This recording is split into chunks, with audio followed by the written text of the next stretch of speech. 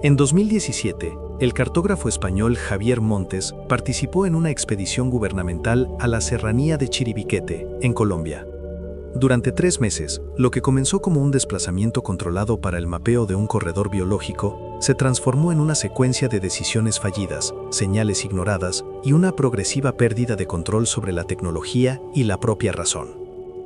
La misión, equipada con la más avanzada tecnología de geolocalización y drones de reconocimiento, se enfrentó a un adversario que no figuraba en ningún manual de riesgos, el propio territorio, que parecía resistirse activamente a ser documentado.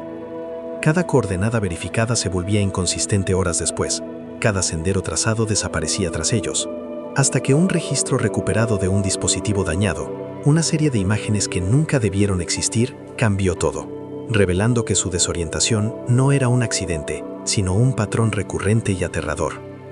¿En qué momento una expedición científica deja de ser una exploración y se convierte en el registro de su propia desintegración?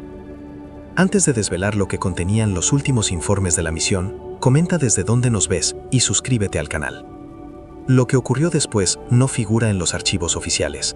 El conflicto principal se manifestó no como una amenaza física, sino como una sutil pero implacable paradoja técnica. Los sistemas de posicionamiento global, con una precisión teórica de milímetros, comenzaron a registrar derivas inexplicables. El campamento base, establecido en un claro inequívoco junto a una formación rocosa singular, aparecía en los registros satelitales a más de 300 metros de su ubicación real cada mañana. Inicialmente, Javier Montes atribuyó las inconsistencias a interferencias atmosféricas o a un fallo de calibración del software. Ordenó una triangulación manual, utilizando teodolitos y brújulas de alta precisión. Sin embargo, los resultados solo profundizaron el misterio. Las mediciones manuales contradecían a los datos del GPS, pero también se contradecían entre sí de un día para otro. La selva no solo era un espacio desconocido, se estaba comportando como un espacio imposible. La dinámica del equipo, inicialmente cohesionada por un optimismo profesional, comenzó a fracturarse bajo el peso de la incertidumbre. Javier, un hombre cuya carrera se había construido sobre la certeza de los datos, se obsesionó con encontrar una explicación lógica. Sus noches se consumían revisando algoritmos y recalibrando equipos, su frustración creciendo con cada nuevo error inexplicable. Elena, la geóloga, fue la primera en expresar una preocupación que iba más allá del fallo técnico. Sus análisis de las formaciones rocosas, que debían servir como anclas geológicas inamovibles, también presentaban anomalías. En su diario de campo, con fecha del 21 de septiembre, anotó: "La veta de cuarzo que usamos como punto de referencia sur no está. No es que no la encontremos, es que la pared del Tepuy es lisa. Ayer estaba ahí". Javier insiste en que nuestro error es de percepción. Esta anotación marca el primer registro de una duda que se volvería viral, la posibilidad de que no fueran los instrumentos los que fallaban, sino la propia realidad. El ambiente de la serranía de Chiribiquete contribuía a la degradación psicológica del grupo. No era una hostilidad activa, sino un silencio denso y antinatural. El guía indígena, Kael, un hombre de la comunidad Huitoto, se movía por el entorno con una calma que el equipo empezó a interpretar como ominosa. No ofrecía explicaciones a los fenómenos, simplemente los observaba, como si fueran una consecuencia inevitable de su presencia en aquel lugar. Mateo, el joven operador de drones, cuya fe en la tecnología era casi religiosa, fue uno de los más afectados. Sus dispositivos, diseñados para operar en las condiciones más extremas, sufrían fallos de batería inexplicables y pérdidas de señal en cielos despejados. Peor aún, las imágenes que transmitían a veces mostraban paisajes que no se correspondían con la topografía que tenían ante sus ojos, como si el dron estuviera volando sobre un mapa completamente diferente. La selva parecía un ente pasivo-agresivo, una prisión mental que no necesitaba muros, solo la repetición infinita de un paisaje que se negaba a ser ordenado. La primera decisión crítica e irreversible se tomó en la tercera semana. Ante la creciente inconsistencia de los datos, Elena propuso abortar la misión y regresar al punto de extracción. Argumentó que sin coordenadas fiables, cualquier avance era un riesgo inasumible. Javier se opuso frontalmente. Para él, retirarse era admitir una derrota no ante la naturaleza, sino ante la lógica misma. Su reputación y su propia identidad estaban en juego. Convenció al equipo de que se trataba de una anomalía magnética local, un fenómeno raro pero documentable, que si lograban medir y explicar, convertiría la expedición en un hito científico. Ordenó un nuevo protocolo: ignorar el GPS y confiar exclusivamente en la cartografía manual, abriendo y marcando una ruta con cintas de alta visibilidad. Creía que imponiendo un orden físico y tangible sobre el terreno, podrían superar la confusión digital. Fue un error de cálculo fundamental que selló su destino. El intento de cartografía manual fracasó de una manera aún más perturbadora. El equipo pasaba el día abriendo un sendero de varios kilómetros hacia el oeste, marcando cada 50 metros con cintas y señales de pintura. Al día siguiente, al intentar retomar la ruta, descubrían que el sendero se había desvanecido. No se trataba de un crecimiento vegetal acelerado. Las marcas en los árboles habían desaparecido, las cintas no estaban, y el sotobosque aparecía tan denso e intacto como si nunca hubieran pasado por allí. El agotamiento físico de abrir el mismo camino una y otra vez se sumó a una creciente paranoia. Mateo comenzó a afirmar en voz baja que el lugar no quiere que estemos aquí, una idea que Javier desechaba como superstición, pero que resonaba con el silencio impasible de Kael.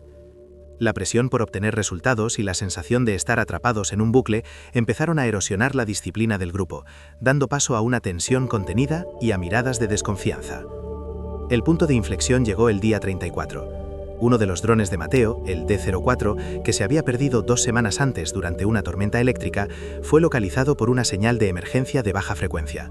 Se encontraba a menos de 500 metros del campamento, atrapado en la copa de un ceibo. La recuperación del dispositivo fue celebrada como una pequeña victoria, un golpe de suerte en medio del caos.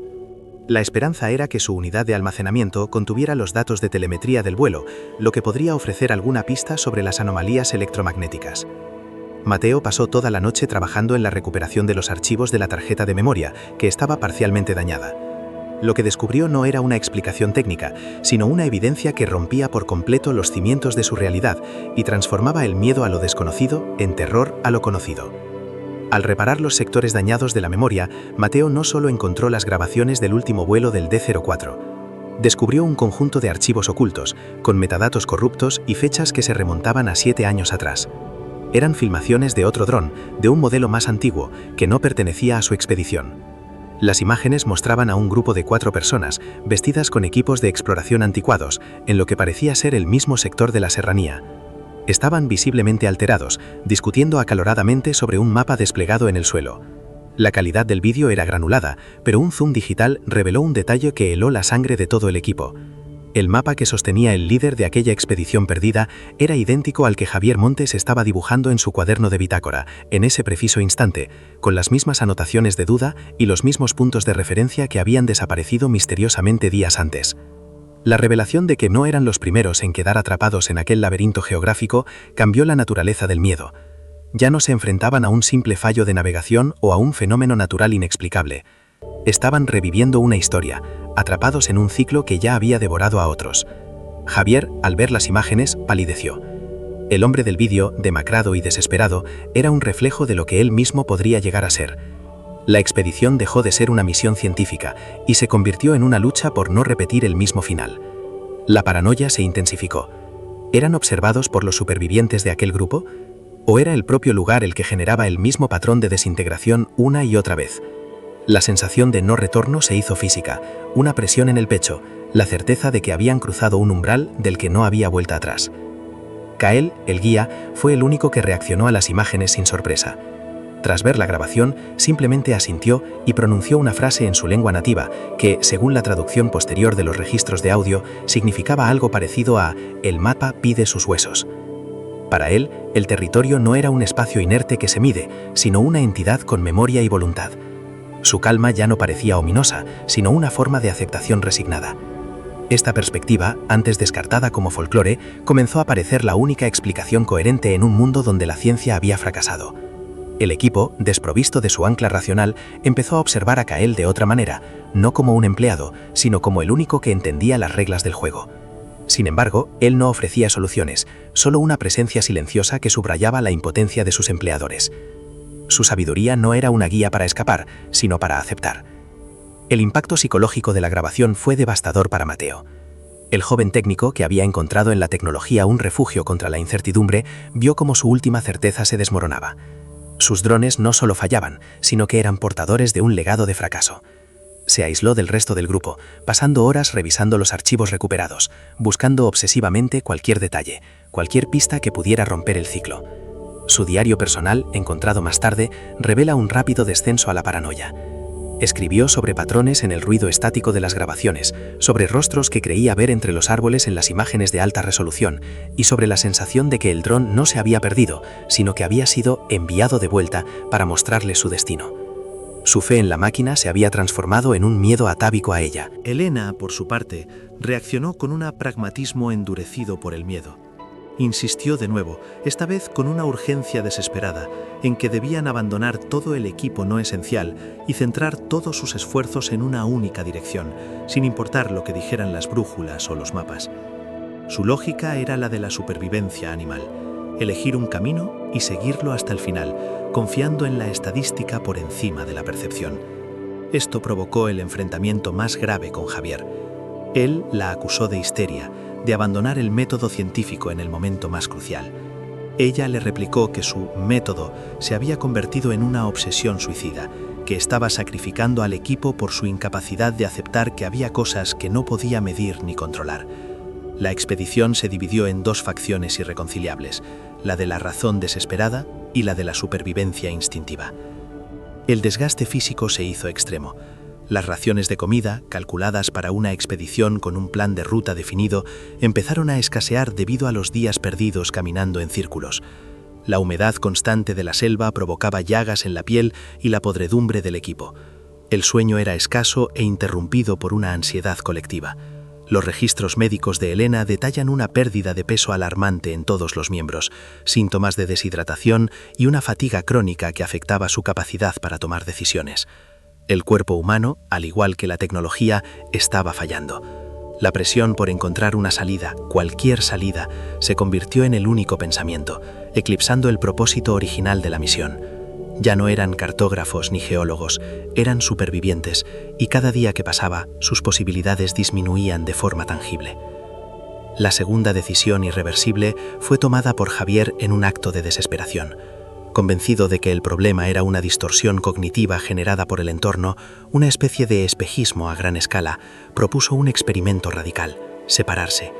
Su teoría era que si se mantenían a una distancia visual pero seguían rutas paralelas, podrían triangular su posición real y romper la ilusión que los mantenía atrapados. Elena se negó en rotundo, calificando el plan de suicida. Separarse en aquel entorno era una sentencia de muerte. A pesar de sus protestas y de la negativa de Mateo, Javier impuso su autoridad como líder de la expedición. Él tomaría la ruta norte, Elena la sur, y Mateo permanecería en el campamento como punto de comunicación por radio.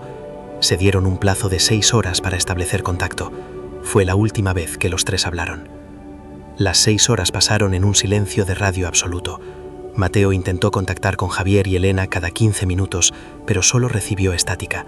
El protocolo de emergencia dictaba que en caso de pérdida de contacto, debían regresar al último punto de encuentro conocido, el campamento. Pero ni Javier ni Elena regresaron esa noche. Mateo quedó solo con Kael, quien había observado la partida de los otros dos con la misma expresión impasible de siempre. El terror del aislamiento total se apoderó del joven técnico. La selva, que ya era amenazante, se convirtió en una tumba viviente. La decisión de Javier no solo había fracasado en resolver el misterio, sino que había desintegrado físicamente al equipo, dejando a sus miembros aislados y vulnerables en un territorio que se había demostrado activamente hostil a su presencia. Los días siguientes se convirtieron en una espera agónica. Mateo, aferrado a una esperanza cada vez más débil, mantuvo una guardia constante en la radio y activó las balizas de emergencia de largo alcance, sin recibir respuesta alguna.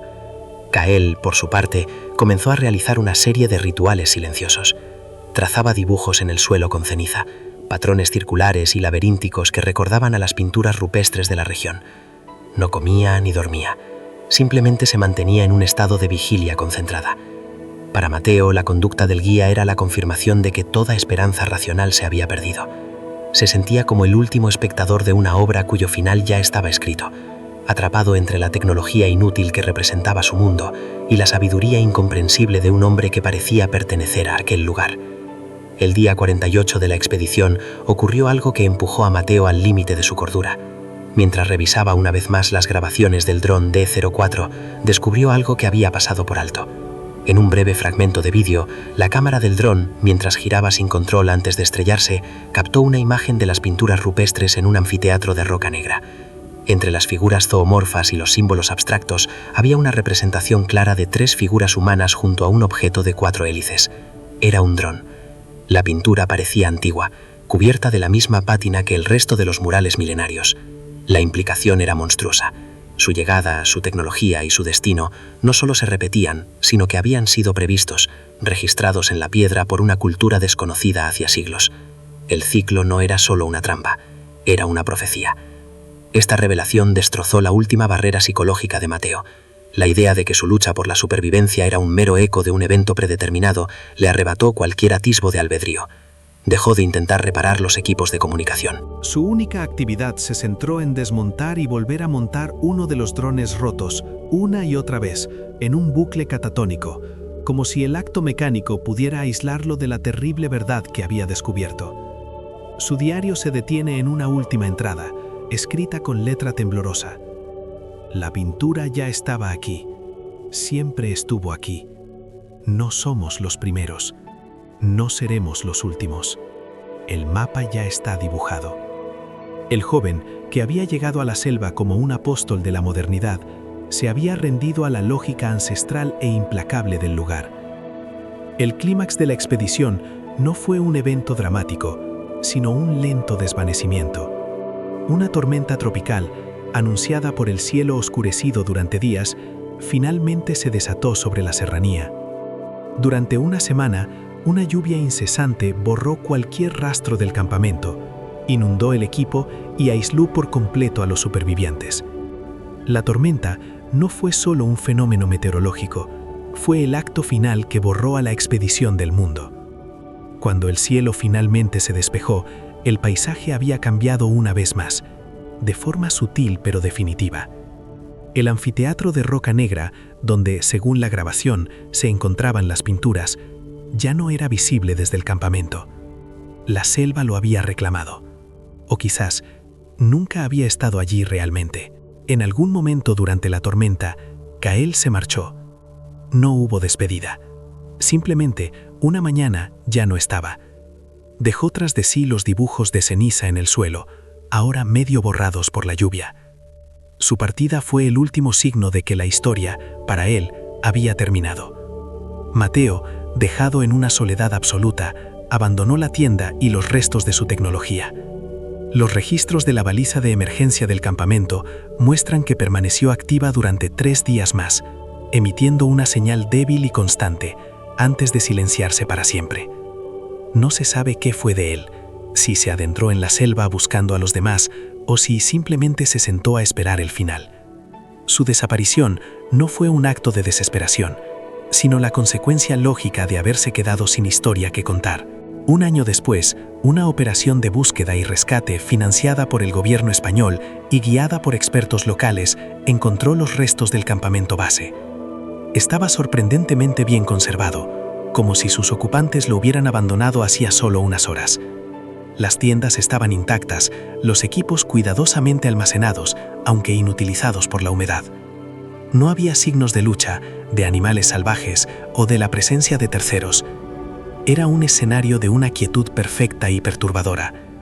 Los equipos de rescate documentaron una ausencia total de evidencia forense que pudiera explicar la desaparición de 4 personas. El lugar estaba limpio, silencioso, como si la selva hubiera digerido a sus ocupantes sin dejar rastro. Dentro de la tienda de Javier Montes, sobre una mesa de campaña, encontraron su cuaderno de bitácora. El documento es quizás el artefacto más importante y enigmático de toda la expedición. Las primeras páginas están llenas de mediciones precisas, coordenadas, cálculos de declinación magnética y notas técnicas escritas con una caligrafía ordenada y metódica. Reflejan la mente de un científico en pleno control de su entorno. Sin embargo, a medida que avanzan las páginas, las anotaciones se vuelven más erráticas. Las coordenadas son tachadas y reescritas, aparecen interrogantes junto a los datos, y los márgenes se llenan de pequeños diagramas que intentan dar sentido a las inconsistencias espaciales. El cuaderno es un testimonio de la fractura de una mente racional enfrentada a lo imposible. Las últimas 10 páginas del cuaderno no contienen ninguna palabra ni número. En su lugar, Javier había dibujado, con una precisión obsesiva, un único y complejo laberinto. El dibujo ocupa cada página, con líneas que se conectan de una a otra, creando un patrón circular sin principio ni fin. No era un intento de mapa para orientarse, sino la representación de un estado mental, la aceptación de que la única ruta posible era el bucle. El equipo de antropólogos que analizó el cuaderno más tarde confirmó que el diseño del laberinto era prácticamente idéntico a una de las pinturas rupestres descritas en los diarios de los primeros exploradores de Chiribiquete, una que simbolizaba el camino del jaguar o el viaje al mundo espiritual. La transformación de Javier Montes fue completa. Su mente científica no se rompió en el sentido tradicional, se adaptó. Incapaz de imponer la lógica euclidiana sobre un territorio que operaba bajo otras reglas, su cerebro adoptó la lógica del lugar. Dejó de intentar cartografiar el espacio para empezar a cartografiar el patrón. Su último acto no fue el de un hombre perdido, sino el de un converso. Al dibujar el laberinto, no estaba registrando su derrota, sino su comprensión final. Se había convertido en su propio mapa perdido, una abstracción, una idea disuelta en el mismo enigma que había venido a resolver. No hay constancia de que su cuerpo, ni de Elena o Mateo, fueran encontrados jamás. El informe oficial de la misión, archivado bajo el código de expedición S734, concluyó el caso con una explicación aséptica y funcional. Los 4 miembros de la expedición fueron declarados desaparecidos en territorio inexplorado, presuntamente fallecidos debido a fallo de navegación y condiciones climáticas adversas. Se citaron los fallos de los equipos GPS y la tormenta tropical como los factores determinantes. El informe recomendaba una moratoria indefinida sobre futuras expediciones cartográficas en la región central de la serranía de Chiribiquete, citando anomalías geográficas y magnéticas no concluyentes que suponen un riesgo extremo para la seguridad. La verdad, contenida en el cuaderno de Javier y en las grabaciones del dron, fue omitida, clasificada como material no verificable. Sin embargo, entre las comunidades indígenas que habitan los bordes de la serranía, la historia que se cuenta es otra. Los ancianos Huitoto, al ser informados de la desaparición, no mostraron sorpresa. Hablan de la expedición no como una tragedia, sino como un acto de arrogancia que tuvo su consecuencia inevitable. Para ellos, Chiribiquete no es un lugar que se conquista o se mide, sino un lugar con el que se debe negociar. Afirman que el equipo de Montes no entendió que para trazar un mapa de aquel territorio, primero hay que pedirle permiso, y que el precio de ese permiso es a veces uno mismo. Su versión de los hechos no es una de pérdida, sino de una extraña y terrible forma de éxito. La historia de la expedición de Javier Montes se convirtió en una leyenda silenciosa en el mundo de la cartografía y la exploración. Un cuento con moraleja sobre los límites de la tecnología y la razón humana frente a los últimos espacios en blanco del planeta. Los datos recuperados, aunque clasificados, circularon en foros especializados, generando teorías que iban desde fenómenos de física cuántica a gran escala hasta histeria colectiva inducida por factores ambientales. Ninguna teoría lograba explicar satisfactoriamente la combinación de fallos técnicos, distorsiones espaciales y la evidencia arqueológica de la pintura rupestre. El misterio permanece, no como un caso sin resolver, sino como una pregunta abierta sobre la naturaleza de la realidad misma. El cuaderno de Javier Montes se encuentra actualmente en un archivo de alta seguridad en Madrid, accesible solo para un número limitado de investigadores autorizados. Su contenido sigue siendo objeto de estudio. Algunos analistas sugieren que el laberinto final no es solo un dibujo, sino un algoritmo, una fórmula matemática que describe la topología imposible del lugar. Una especie de ecuación del caos que, si se resolviera, podría explicar cómo un espacio físico puede reorganizarse y resistirse a la medición. Pero nadie ha logrado descifrarlo. El cuaderno es al mismo tiempo la prueba del fracaso de la expedición y su único y verdadero hallazgo, un mapa que nadie puede leer. La serranía de Chiribiquete sigue siendo hoy uno de los lugares más inaccesibles y protegidos del mundo. El gobierno colombiano amplió su estatus de Parque Nacional y Patrimonio de la Humanidad, restringiendo severamente el acceso. Oficialmente, estas medidas buscan proteger su biodiversidad única y su inmenso tesoro de arte rupestre. Extraoficialmente, algunos creen que también buscan evitar que otros sigan el mismo camino que la expedición Montes. La Maloca del Jaguar guarda sus... De acuerdo, aquí tienes el bloque 1, correspondiente al acto 1, introducción y conflicto inicial, desarrollado en 6 párrafos rigurosos y siguiendo todas las directrices especificadas. En 2017, el cartógrafo español Javier Montes participó en una expedición gubernamental a la serranía de Chiribiquete, en Colombia, un territorio que los mapas describían con el inquietante eufemismo de zona en blanco.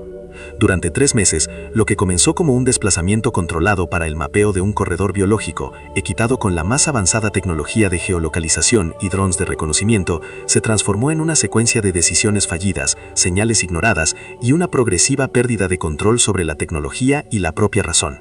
La misión, compuesta por un equipo de élite que confiaba ciegamente en la precisión de sus instrumentos, se enfrentó a un adversario que no figuraba en ningún manual de riesgos, el propio territorio, que parecía resistirse activamente a ser documentado. Cada coordenada verificada se volvía inconsistente horas después, cada sendero trazado desaparecía tras ellos como si nunca hubiera existido, y cada intento de imponer un orden lógico sobre el paisaje solo profundizaba el caos. Hasta que un registro recuperado de un dispositivo dañado, una serie de imágenes que nunca debieron existir, cambió todo, revelando que su desorientación no era un accidente, sino un patrón recurrente y aterrador que otros ya habían sufrido. ¿En qué momento una expedición científica deja de ser una exploración y se convierte en el registro de su propia desintegración? Antes de desvelar lo que contenían los últimos informes de la misión, comenta desde dónde nos ves y suscríbete al canal. Lo que ocurrió después no figura en los archivos oficiales. El conflicto principal se manifestó no como una amenaza física, sino como una sutil pero implacable paradoja técnica. Los sistemas de posicionamiento global de la serie Trimble R10, con una precisión teórica de milímetros, comenzaron a registrar derivas inexplicables en la segunda semana. El campamento base, establecido en un claro inequívoco junto a una formación rocosa singular que el equipo bautizó como el Centinela, aparecía en los registros satelitales a más de 300 metros de su ubicación real cada mañana. Inicialmente, Javier Montes, un hombre cuya carrera se había construido sobre la certeza de los datos, atribuyó las inconsistencias a interferencias atmosféricas o a un fallo de calibración del software de post-procesamiento.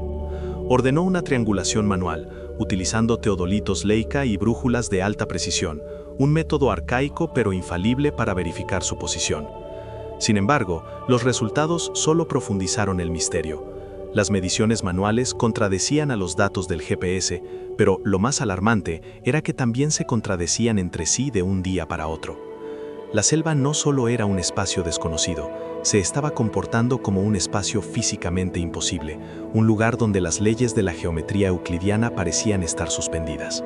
La dinámica del equipo, inicialmente cohesionada por un optimismo profesional casi arrogante, comenzó a fracturarse bajo el peso de una incertidumbre que la ciencia no podía explicar. Javier, como líder de la expedición, se obsesionó con encontrar una explicación lógica, viendo el fenómeno no como un peligro, sino como un desafío a su intelecto. Sus noches se consumían revisando algoritmos, recalibrando equipos y estudiando mapas geofísicos en busca de anomalías magnéticas que justificaran las lecturas. Su frustración crecía con cada nuevo error inexplicable, manifestándose en una irritabilidad contenida que erosionaba la moral del grupo. Elena, la geóloga, fue la primera en expresar una preocupación que iba más allá del fallo técnico. Sus análisis de las formaciones rocosas, que debían servir como anclas geológicas inamovibles, también presentaban anomalías. En su diario de campo, con fecha del 21 de septiembre de 2017, anotó con una caligrafía inusualmente tensa: la veta de cuarzo que usamos como punto de referencia sur no está. No es que no la encontremos, es que la pared del Tepuy es lisa. Ayer estaba ahí. Toqué la roca con mis propias manos. Javier insiste en que nuestro error es de percepción, que estamos fatigados. Pero yo sé lo que vi. Esta anotación marca el primer registro de una duda que se volvería viral, la posibilidad de que no fueran los instrumentos los que fallaban, sino la propia realidad. El ambiente de la serranía de Chiribiquete contribuía de forma decisiva a la degradación psicológica del grupo. No era una hostilidad activa, como la de depredadores o tribus no contactadas, sino un silencio denso, profundo y antinatural. La ausencia de los sonidos habituales de la selva, el coro de insectos, el reclamo de las aves, creaba un vacío sonoro que magnificaba la sensación de aislamiento. El guía indígena, Kael, un hombre de la comunidad Huitoto, cuya presencia había sido impuesta por las autoridades colombianas, se movía por este entorno con una calma que el equipo empezó a interpretar como ominosa. No ofrecía explicaciones a los fenómenos, simplemente los observaba con una expresión impasible, como si fueran una consecuencia inevitable de su presencia en un lugar prohibido. Mateo, el joven operador de drones, cuya fe en la tecnología era casi religiosa, fue uno de los más afectados. Sus dispositivos, diseñados para operar en las condiciones más extremas, sufrían fallos de batería inexplicables y pérdidas de señal en cielos completamente despejados. Peor aún, las imágenes que transmitían a veces mostraban paisajes que no se correspondían con la topografía que tenían ante sus ojos, como si el dron estuviera volando sobre un mapa completamente diferente. La selva parecía un ente pasivo-agresivo, una prisión mental que no necesitaba muros, solo la repetición infinita de un paisaje que se negaba a ser ordenado. La primera decisión crítica e irreversible se tomó en la tercera semana, el día 28 de la expedición. Ante la creciente inconsistencia de los datos y la palpable ansiedad del equipo, Elena propuso formalmente abortar la misión y regresar al punto de extracción. Argumentó, con una lógica impecable, que sin coordenadas fiables, cualquier avance era un riesgo inasumible, y que su obligación principal era garantizar la seguridad del personal. Javier se opuso frontalmente. Su negativa no solo era profesional, sino profundamente personal. Para él, retirarse era admitir una derrota, no ante la naturaleza, sino ante la lógica misma, una capitulación que su mente racional no podía procesar. Su reputación y su propia identidad como hombre de ciencia estaban en juego. En una tensa reunión, convenció al resto del equipo de que se trataba de una anomalía magnética local, un fenómeno raro pero documentable, que, si lograban medir y explicar, convertiría la expedición en un hito científico sin precedentes. Ordenó un nuevo protocolo: ignorar por completo el GPS y confiar exclusivamente en la cartografía manual, abriendo y marcando una ruta con cintas de alta visibilidad y pintura reflectante. Creía que imponiendo un orden físico y tangible sobre el terreno, podrían superar la confusión digital. Fue un error de cálculo fundamental, nacido de la soberbia, que selló su destino. El intento de cartografía manual fracasó de una manera aún más perturbadora que los fallos digitales. Durante 2 días completos, el equipo se dedicó a abrir un sendero de varios kilómetros hacia el oeste, un trabajo agotador que implicaba cortar vegetación densa y marcar cada 50 metros con cintas y señales de pintura en los troncos. Al tercer día, al intentar retomar la ruta desde el campamento, descubrieron que el sendero se había desvanecido. No se trataba de un crecimiento vegetal acelerado. Las marcas de machete en los árboles habían desaparecido, las cintas no estaban, y el sotobosque aparecía tan denso e intacto como si nunca hubieran pasado por allí. Era una anulación física de su esfuerzo. El agotamiento de abrir el mismo camino una y otra vez se sumó a una creciente paranoia. Mateo comenzó a afirmar en voz baja que el lugar no quiere que estemos aquí, una idea que Javier desechaba públicamente como superstición, pero que resonaba con el silencio impasible de Kael. La presión por obtener resultados y la sensación de estar atrapados en un bucle empezaron a erosionar la disciplina del grupo, dando paso a una tensión contenida y a miradas de desconfianza que delataban el miedo a que su líder los estuviera guiando hacia la nada. De acuerdo. A continuación se presenta el bloque 2, correspondiente al acto 2, el peso de la adversidad y el sufrimiento inicial, continuando la narración exactamente desde donde terminó el bloque anterior. El punto de inflexión definitivo llegó el día 34 de la expedición, una jornada marcada por una lluvia fina y persistente que parecía disolver la moral del equipo con la misma eficacia con la que erosionaba el terreno. Uno de los drones de Mateo, el D-04, que se había perdido 2 semanas antes durante una súbita tormenta eléctrica, fue localizado por una señal de emergencia de baja frecuencia que comenzó a emitir de forma intermitente. Se encontraba a menos de 500 metros del campamento, atrapado en la copa de un gigantesco ceibo, un descubrimiento que en cualquier otra circunstancia habría sido trivial, pero que en su situación actual fue celebrado como una pequeña victoria, un golpe de suerte en medio de un caos que amenazaba con consumirlos. La recuperación del dispositivo fue una operación compleja y arriesgada que duró varias horas, requiriendo que un exhausto Javier trepara por el tronco resbaladizo asegurado con cuerdas. La esperanza colectiva, frágil pero tenaz, era que su unidad de almacenamiento de estado sólido contuviera los datos de telemetría del vuelo, lo que podría ofrecer alguna pista tangible sobre las anomalías electromagnéticas o las distorsiones atmosféricas que estaban saboteando sus sistemas. Mateo, revitalizado por la posibilidad de encontrar una respuesta en el lenguaje que mejor entendía, el de los datos, pasó toda la noche trabajando en la recuperación de los archivos de la tarjeta de memoria, que estaba parcialmente dañada por la humedad y el impacto. Lo que descubrió en las profundidades de esos circuitos no era una explicación técnica, sino una evidencia que rompe por completo los cimientos de su realidad y transformaba el miedo a lo desconocido en un terror paralizante a lo conocido. Al reparar los sectores dañados de la memoria con un software de recuperación forense, Mateo no solo encontró las grabaciones del último y errático vuelo del D-04, descubrió un conjunto de archivos ocultos, particiones de datos con metadatos corruptos y fechas que, una vez reconstruidas, se remontaban a 7 años atrás, mucho antes de que su expedición fuera siquiera concebida. Eran filmaciones de otro dron, de un modelo más antiguo y comercial que no pertenecía al inventario de su misión. Las imágenes, granuladas y con una paleta de colores desvaída, mostraban a un grupo de 4 personas, vestidas con equipos de exploración visiblemente anticuados, en lo que parecía ser exactamente el mismo sector de la serranía. Estaban visiblemente alteradas, gesticulando y discutiendo acaloradamente sobre un mapa desplegado en el suelo rocoso. La calidad del vídeo era deficiente, pero un zoom digital aplicado sobre un fotograma clave reveló un detalle que heló la sangre de todo el equipo cuando Mateo se lo mostró en la pantalla de su portátil. El mapa que sostenía el líder de aquella expedición perdida, un hombre demacrado con la mirada vacía, era idéntico al que Javier Montes estaba dibujando en su cuaderno de bitácora en ese preciso instante, con las mismas anotaciones de duda, los mismos símbolos de advertencia y los mismos puntos de referencia que habían desaparecido misteriosamente días antes, como si estuvieran leyendo un guión escrito por fantasmas. La revelación de que no eran los primeros en quedar atrapados en aquel laberinto geográfico cambió la naturaleza fundamental del miedo. Ya no se enfrentaban a un simple fallo de navegación o a un fenómeno natural inexplicable y anómalo. Estaban reviviendo una historia, atrapados en un ciclo que ya había devorado a otros, y el dron recuperado no era una herramienta de salvación, sino un mensajero de su propio destino. Javier, al ver las imágenes, palideció de una forma que nadie le había visto antes. El hombre del vídeo, consumido por la desesperación, era un reflejo de lo que él mismo podría llegar a ser, un cartógrafo derrotado por el mapa. La expedición dejó de ser una misión científica en ese momento y se convirtió en una lucha desesperada por no repetir el mismo final. La paranoia, hasta entonces una sospecha latente, se intensificó hasta volverse tangible. ¿Eran observados por los posibles supervivientes de aquel grupo?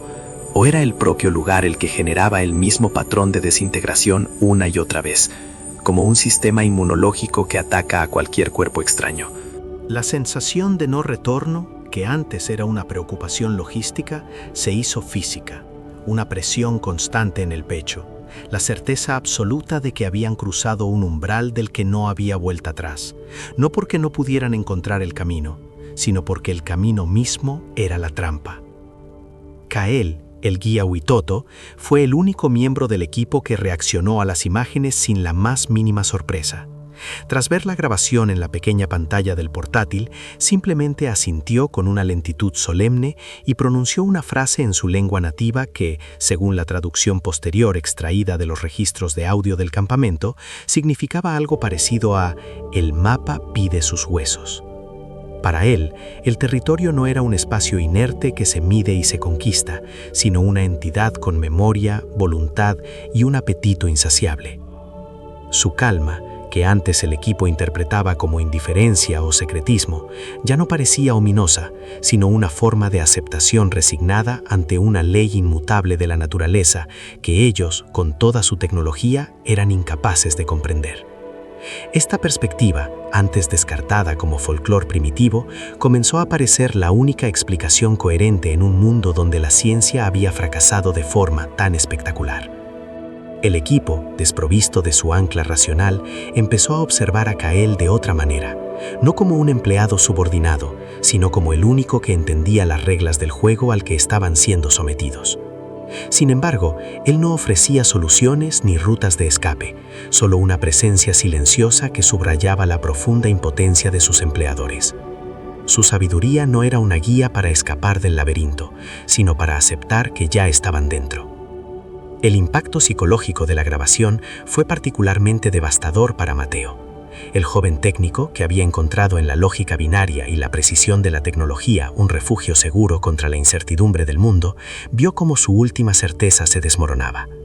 Sus drones no solo fallaban, sino que se habían convertido en portadores de un legado de fracaso, en reliquias de una tragedia que ahora era la suya.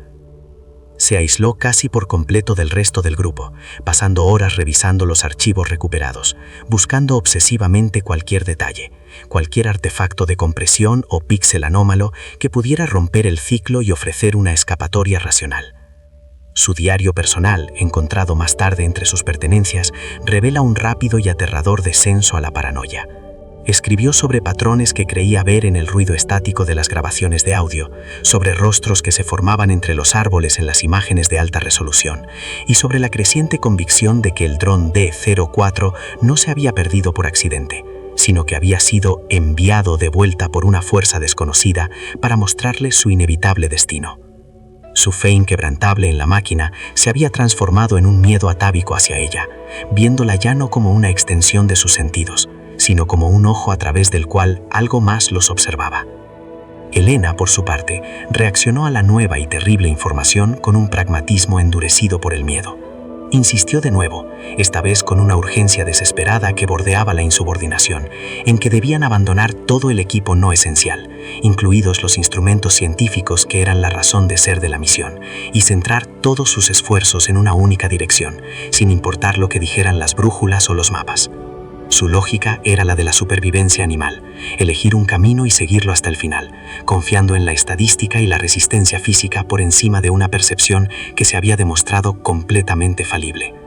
Esto provocó el enfrentamiento más grave y directo con Javier. En una discusión registrada por los micrófonos ambientales del campamento, él la acusó de histeria, de abandonar el método científico y la razón en el momento más crucial. Ella le replicó con una dureza que sorprendió a todos, afirmando que su método se había convertido en una obsesión suicida, que estaba sacrificando al equipo por su incapacidad de aceptar que había cosas en el mundo que no podía medir, controlar ni comprender. La expedición se dividió en dos facciones irreconciliables, la de la razón desesperada, encarnada por Javier, y la de la supervivencia instintiva, liderada por Elena. La cohesión del equipo estaba rota para siempre. El desgaste físico, que hasta entonces había sido un factor secundario, se hizo extremo y comenzó a acelerar el colapso. Las raciones de comida, calculadas meticulosamente para una expedición con un plan de ruta definido y puntos de reabastecimiento aéreo, empezaron a escasear de forma alarmante debido a los días perdidos caminando en círculos y al esfuerzo sobrehumano de abrir senderos que desaparecían. La humedad constante y penetrante de la selva provocaba llagas en la piel que no cicatrizaban y aceleraba la podredumbre del equipo, desde las botas hasta los componentes electrónicos. El sueño era escaso e interrumpido por una ansiedad colectiva que se manifestaba en pesadillas recurrentes y una hipervigilancia agotadora. Los registros médicos de Elena, la última forma de dato fiable que les quedaba, detallan una pérdida de peso media de 8 kilogramos en todos los miembros, síntomas de deshidratación crónica y una fatiga que afectaba gravemente su capacidad para tomar decisiones lógicas y mantener la concentración. El cuerpo humano, al igual que la tecnología más avanzada, estaba fallando bajo la presión de un entorno que no solo era hostil, sino activamente incomprensible. Ya no eran cartógrafos, geólogos o técnicos, eran organismos deteriorándose, y cada día que pasaba, sus posibilidades de supervivencia disminuían de forma tangible y medible. De acuerdo. A continuación, se presenta el bloque 3, aumento de la tensión, continuando la narración exactamente desde donde terminó el bloque anterior, y desarrollando la primera gran virada de la expedición en 7 párrafos, cada uno con una extensión rigurosa de entre 250 y 300 palabras.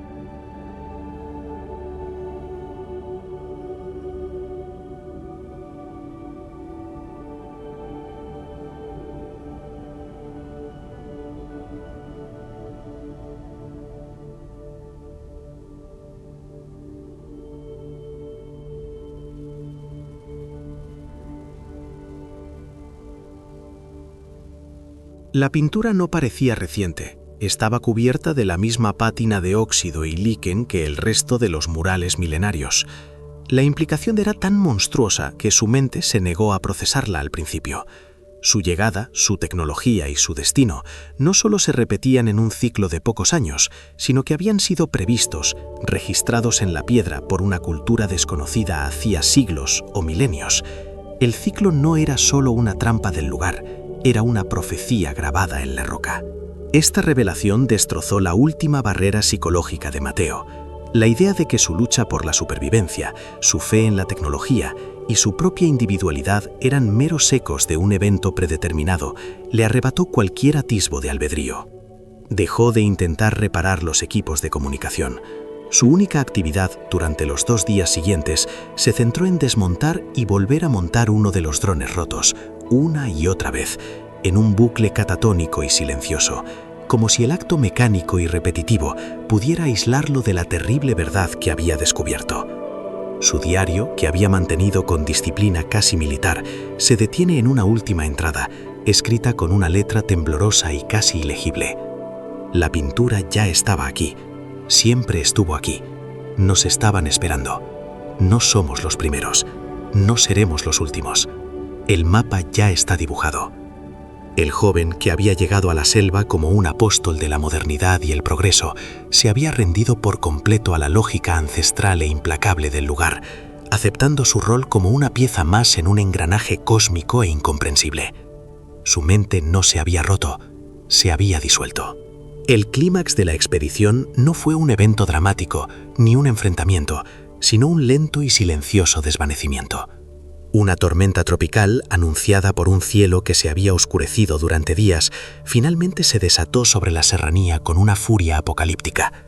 Durante una semana, una lluvia incesante y torrencial borró cualquier rastro del campamento, inundó el equipo y aisló por completo a los 2 supervivientes del resto del mundo. La tormenta no fue solo un fenómeno meteorológico, fue el acto final del territorio, el agente que borraba las pruebas, la última pincelada que devolvía el lienzo a su estado original. Cuando el cielo finalmente se despejó, el paisaje había cambiado una vez más, de forma sutil pero definitiva.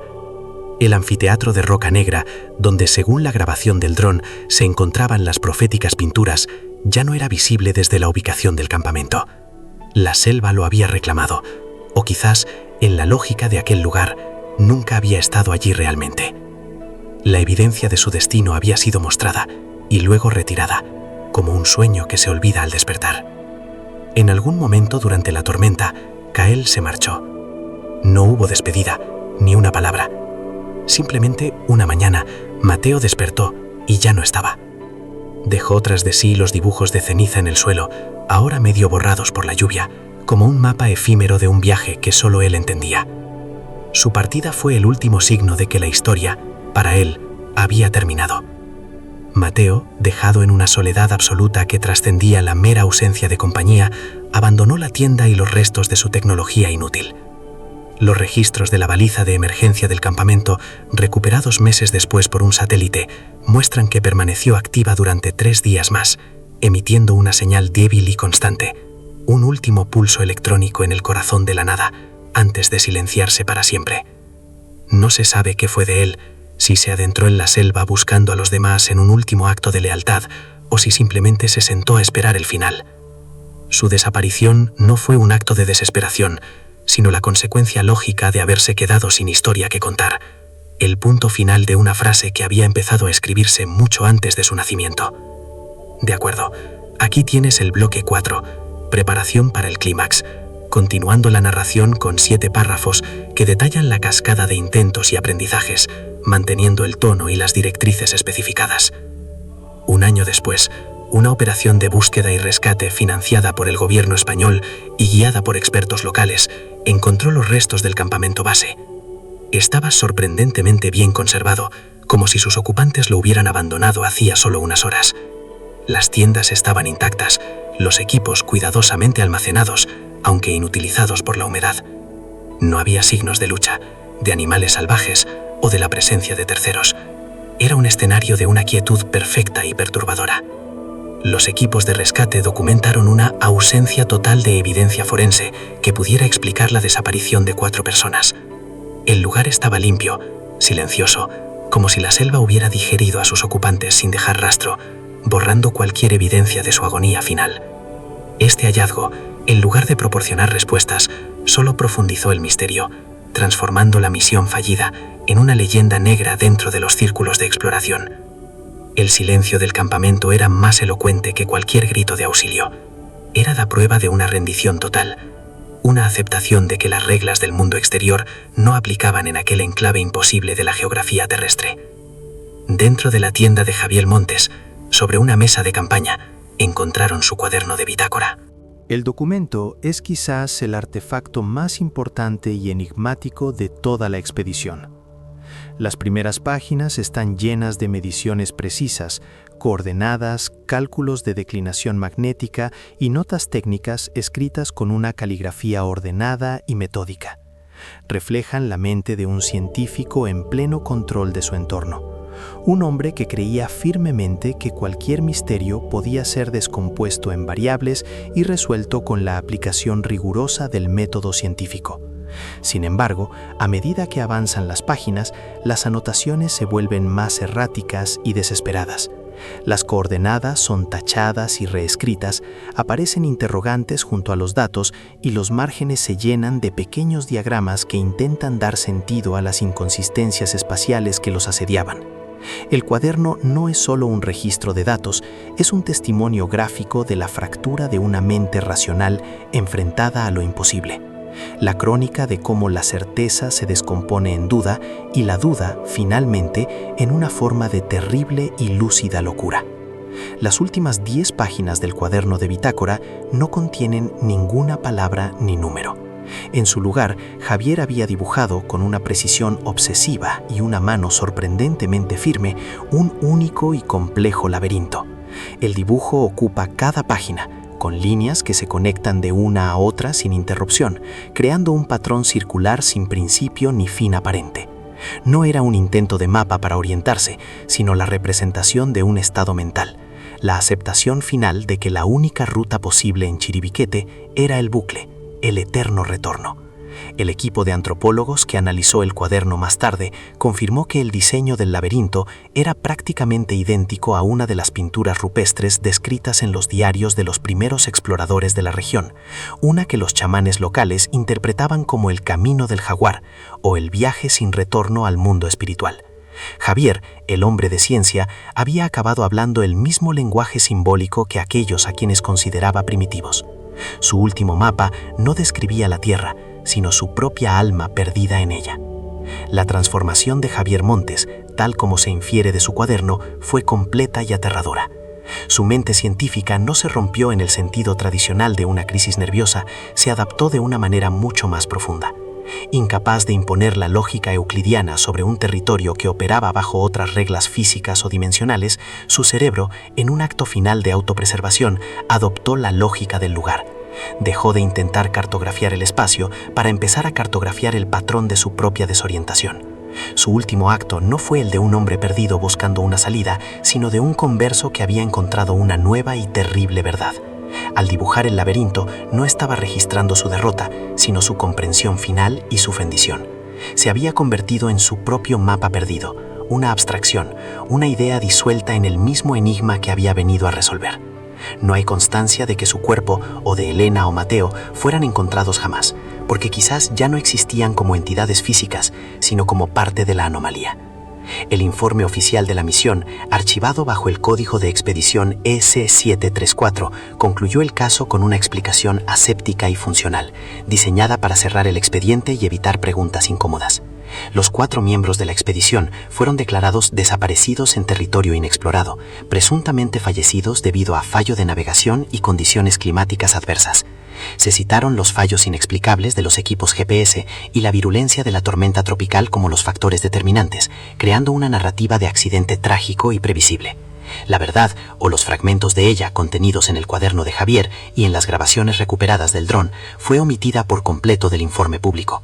Dicho material fue clasificado bajo el epígrafe de material no verificable y potencialmente desinformativo, una maniobra burocrática para enterrar una realidad que ninguna agencia gubernamental estaba preparada para aceptar o explicar. La ciencia, al fallar, se protegió a sí misma con el silencio, dejando que el misterio de Chiribiquete permaneciera intacto y mortal.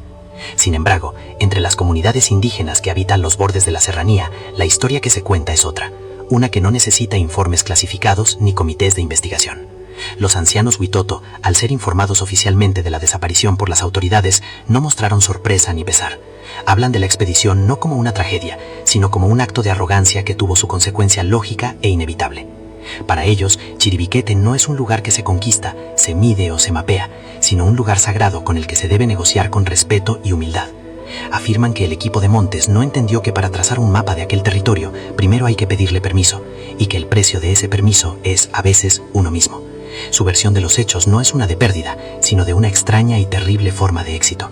Los cartógrafos querían un mapa perfecto, y el lugar se lo concedió, convirtiéndolos en parte de él para siempre, en los huesos del último mapa. La historia de la expedición de Javier Montes se convirtió en una leyenda silenciosa, un cuento con moraleja susurrado en los pasillos de institutos geográficos y en los foros de exploración en línea.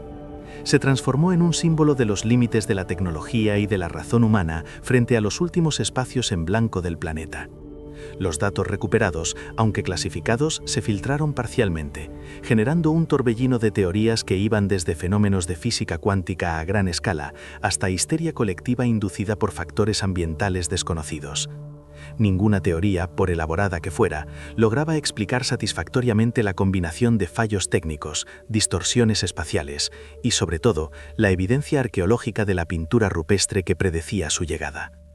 El misterio permanece, no como un caso sin resolver que espera una respuesta, sino como una pregunta abierta sobre la naturaleza de la realidad misma, una pregunta que Chiribiquete sigue formulando en silencio a todo aquel que se atreve a intentar leerla.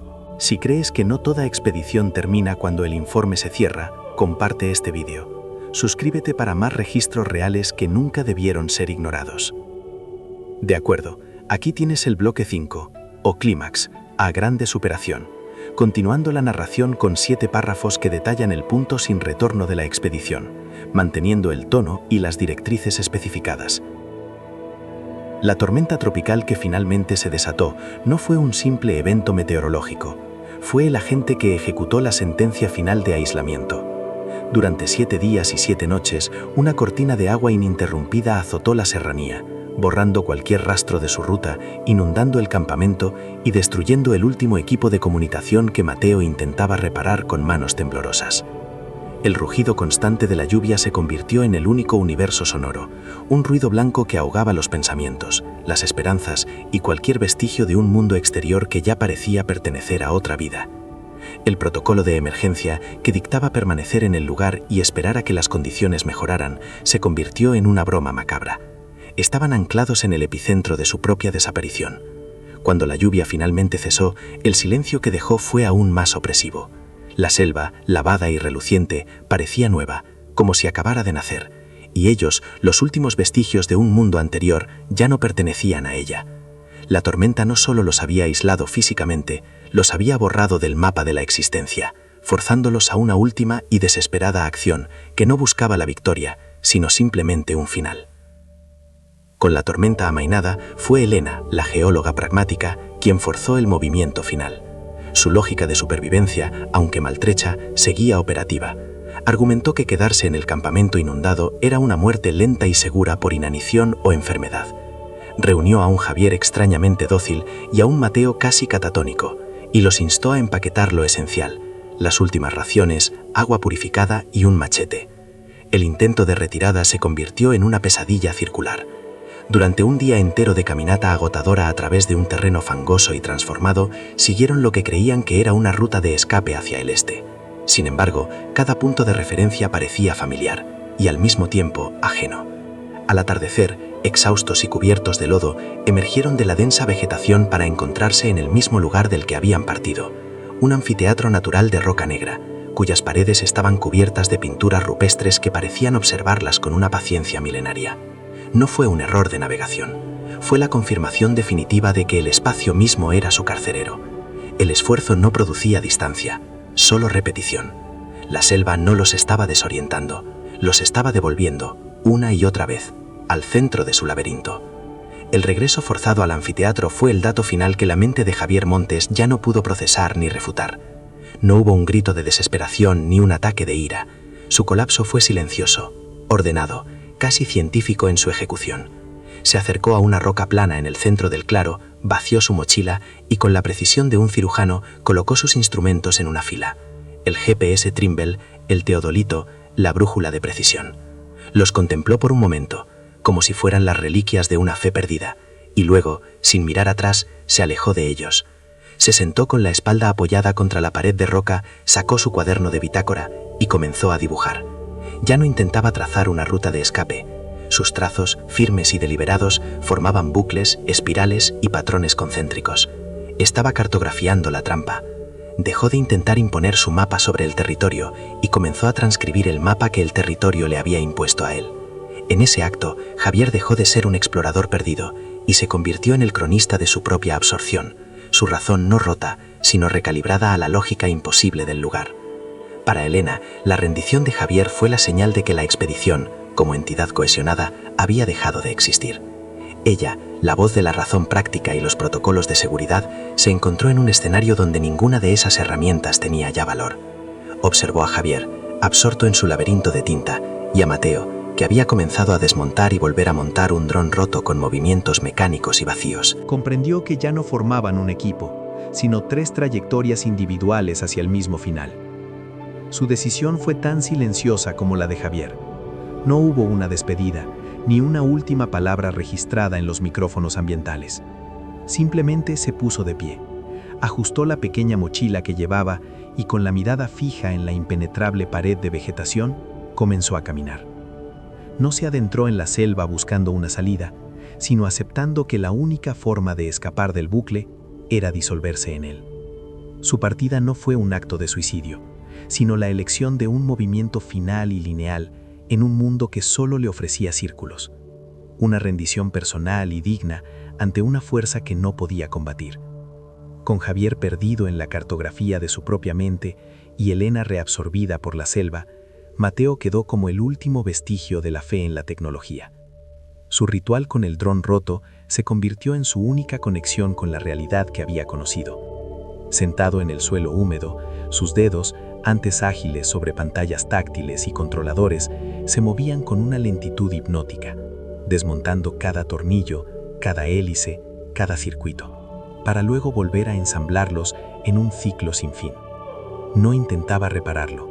El acto en sí mismo era el propósito. Era una oración mecánica, un mantra de plástico y metal en el corazón de un mundo orgánico y hostil. Cada clic de las piezas encajando era un pequeño punto de orden en un universo de caos, una forma de mantener a raya la locura que amenazaba con engullirlo por completo.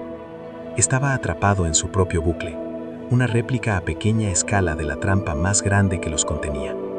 Su catatonía no era una ausencia de pensamiento, sino una concentración absoluta en la única tarea que le quedaba: mantener la forma de la máquina, aunque su función se hubiera perdido para siempre. Mientras tanto, Kael, el guía, asumió su papel final. Desde el momento en que regresaron al anfiteatro, se había sentado en una posición de meditación frente al panel principal de pinturas rupestres, donde la figura del jaguar chamán parecía presidir la escena. No se movió, no comió, no habló. Su inmovilidad era un contrapunto a la desintegración del equipo. No parecía un prisionero como los demás. Su actitud era la de un guardián o un sacerdote presidiendo una ceremonia inevitable. Su presencia silenciosa confirmaba la terrible sospecha que había perseguido al equipo, que nada de lo que les estaba ocurriendo era accidental. Él no estaba perdido, estaba exactamente donde se suponía que debía estar, como testigo del cumplimiento de una ley antigua del territorio. No ofrecía consuelo ni ayuda porque su función no era guiarlos hacia la salida, sino asegurarse de que llegaran a su verdadero destino. Su quietud era la aceptación final, la firma del lugar en el acta de defunción de la expedición. Él era la prueba viviente de que Chiribiquete no era un lugar, sino una entidad con reglas y un propósito. Así, el clímax de la expedición S-734 no fue una lucha, sino una lenta y silenciosa capitulación. Los días se sucedían, marcados únicamente por el lento desplazamiento de la luz a través del dosel arbóreo. El anfiteatro se convirtió en un tabló vivante de la derrota, Javier dibujando su laberinto sin fin, Mateo ensamblando su máquina inútil y Kael observando las pinturas que lo habían predicho todo. Ya no había discusiones sobre rutas de escape, ni llamadas de radio desesperadas, ni consultas a mapas inservibles. La misión no había sido simplemente derrotada, había sido digerida, asimilada por el propio territorio que habían venido a medir. Dejaron de ser exploradores, científicos o técnicos, para convertirse en parte del misterio, en una capa más del palimpsesto de historias y desapariciones que conformaban la verdadera cartografía de la serranía de Chiribiquete. Su superación no fue sobre el entorno, sino sobre su propia necesidad de comprenderlo. Al rendirse finalmente, encontraron su lugar en el mapa. De acuerdo, a continuación se presenta el bloque 6, desfecho y consecuencias, continuando la narración con 6 párrafos que detallan el cierre de la misión y su impacto, manteniendo el tono y las directrices especificadas. Un año después de que la baliza de emergencia del campamento se silenciara, una operación de búsqueda y rescate, financiada conjuntamente por el gobierno español y las autoridades colombianas, encontró los restos del campamento base. El hallazgo, en lugar de proporcionar un cierre, solo sirvió para profundizar el abismo del misterio. El campamento estaba en un estado de conservación casi perfecto, como si sus ocupantes lo hubieran abandonado de forma ordenada apenas unas horas antes. Las tiendas de campaña estaban intactas, los equipos científicos cuidadosamente almacenados en sus cajas, aunque la mayoría estaban inutilizados por la corrosión de la humedad. No había signos de lucha, de la incursión de animales salvajes o de la presencia de terceros. Los equipos forenses documentaron en su informe preliminar una ausencia total de evidencia que pudiera explicar la desaparición de 4 personas. El lugar estaba limpio, silencioso, como si la propia selva hubiera digerido meticulosamente a sus ocupantes, sin dejar el más mínimo rastro de su agonía final. Este escenario de quietud perfecta y perturbadora fue la primera pieza del rompecabezas que las autoridades decidirían ocultar, transformando la misión fallida en una leyenda negra dentro de los círculos de exploración y en un expediente clasificado para el resto del mundo. El silencio del campamento era más elocuente que cualquier grito de auxilio. Era la prueba irrefutable de una rendición total, una aceptación de que las reglas del mundo exterior no aplicaban en aquel enclave imposible de la geografía terrestre. El informe oficial de la misión, archivado bajo el código de expedición S734, concluyó el caso con una explicación aséptica y funcional, diseñada meticulosamente para cerrar el expediente y evitar preguntas incómodas que ninguna institución estaba preparada para responder.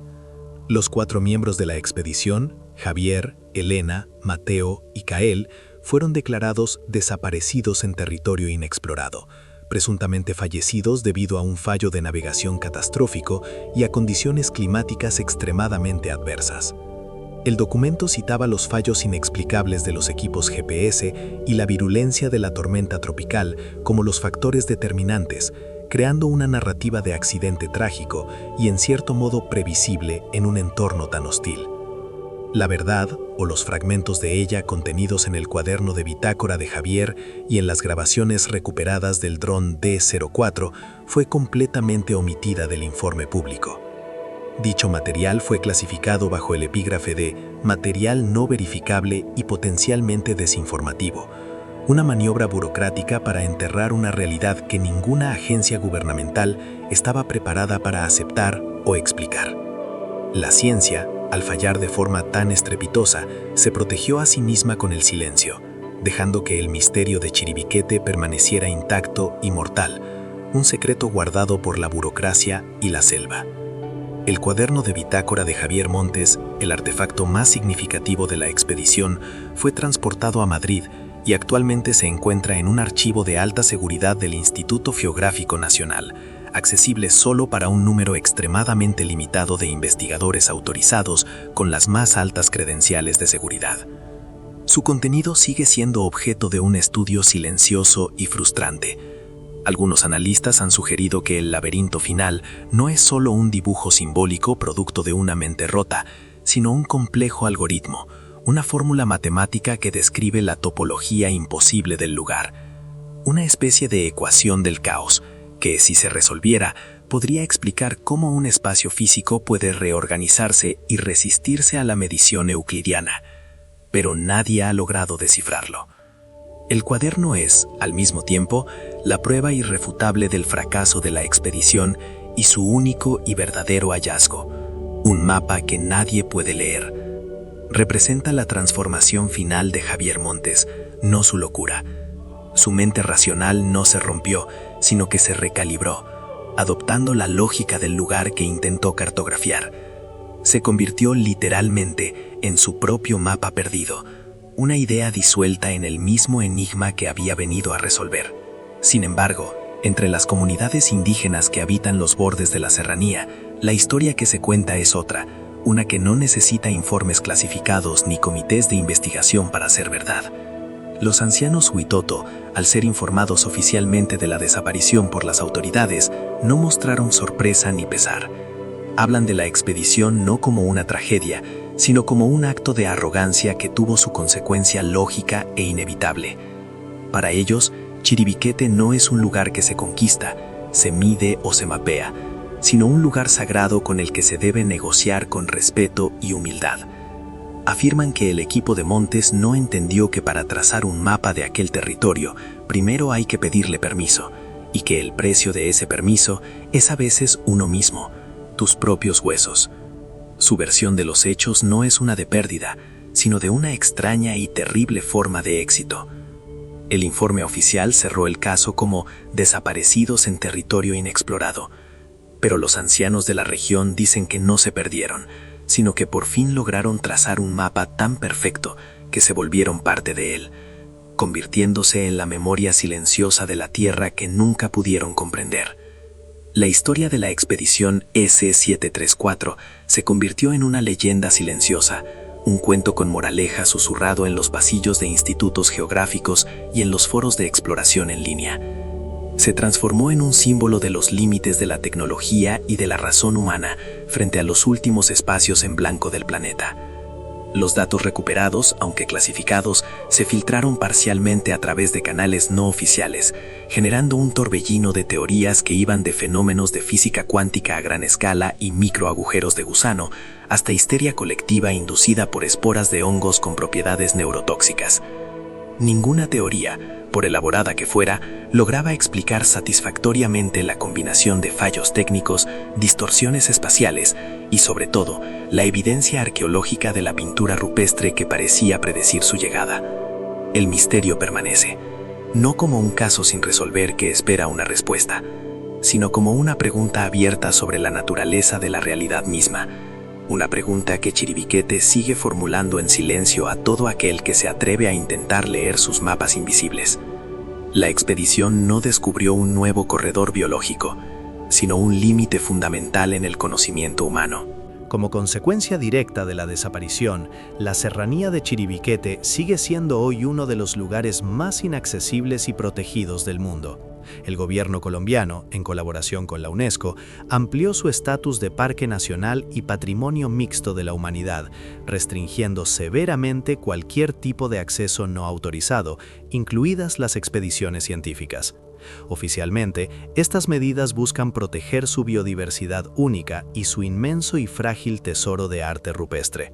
Extraoficialmente, algunos funcionarios de alto nivel admiten en privado que también buscan evitar que otros sigan el mismo camino que la expedición Montes. La Maloca del Jaguar guarda sus secretos con más celo que nunca. La zona en blanco del mapa no solo no se ha rellenado, sino que se ha reforzado, protegida ahora no solo por su geografía imposible, sino también por el miedo y la burocracia.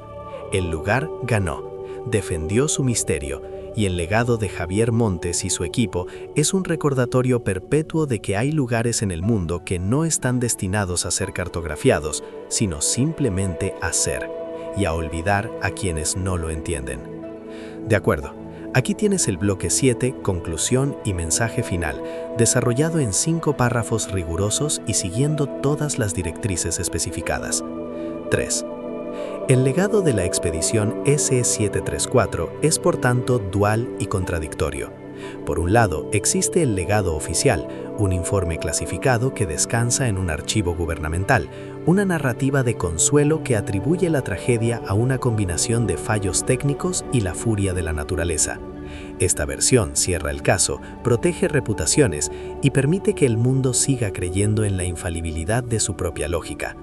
Pero por otro lado está el legado real, el que susurra desde los artefactos recuperados, el cuaderno de bitácora de Javier Montes y las grabaciones del dron D-04. Este legado no ofrece respuestas, sino que profundiza la pregunta. No habla de un accidente, sino de un patrón. Es una advertencia silenciosa.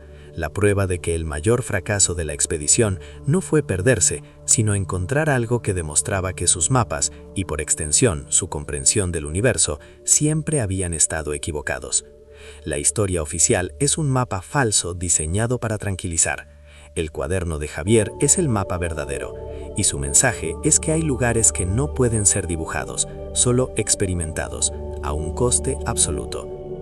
La transformación de Javier Montes se erige como la lección central y más sombría de esta historia. Su viaje no fue simplemente una desintegración psicológica bajo presión extrema, sino una metamorfosis intelectual forzada. Representa la capitulación de la razón euclidia ante una realidad que opera bajo principios incomprensibles. Su último acto, el de dibujar el laberinto, no fue un síntoma de locura, sino la única respuesta lógica posible ante lo ilógico.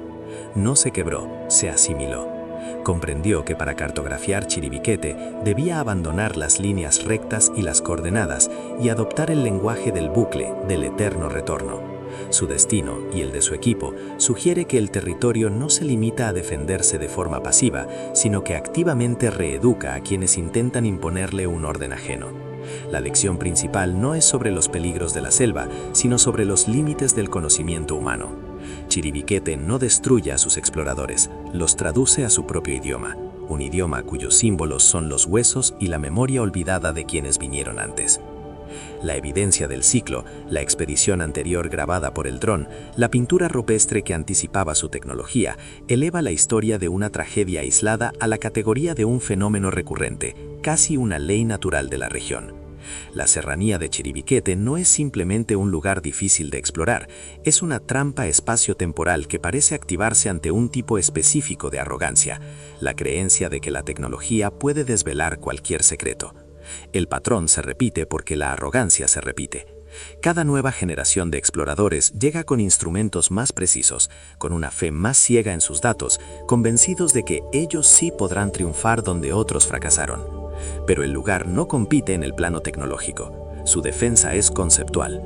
El legado de la expedición Montes es la prueba de que este ciclo continuará.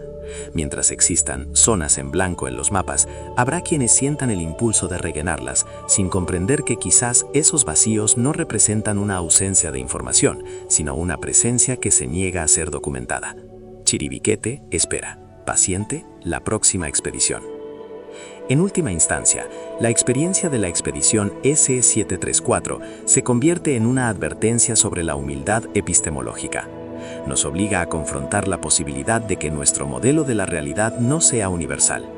Las zonas en blanco de nuestros mapas no son solo desafíos geográficos, sino también fronteras de nuestro propio entendimiento.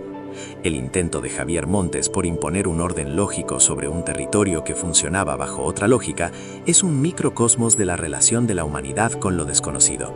La lección que queda no es abandonar la exploración, sino redefinir su propósito. Quizás el objetivo no siempre deba ser medir y controlar, sino escuchar y comprender que hay misterios que no están para ser resueltos, sino para recordarnos nuestro verdadero tamaño en el universo. El silencio que ahora protege a Chiribiquete, reforzado por la burocracia y el miedo, es el reconocimiento tácito de esta verdad.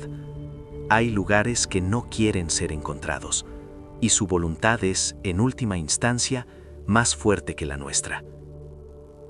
La expedición SE-734 no se perdió.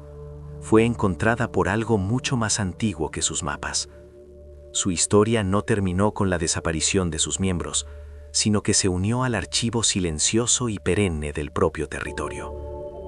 Los registros oficiales están cerrados, pero las preguntas que plantearon permanecen abiertas, grabadas en la roca y en las páginas de un cuaderno que nadie ha podido descifrar.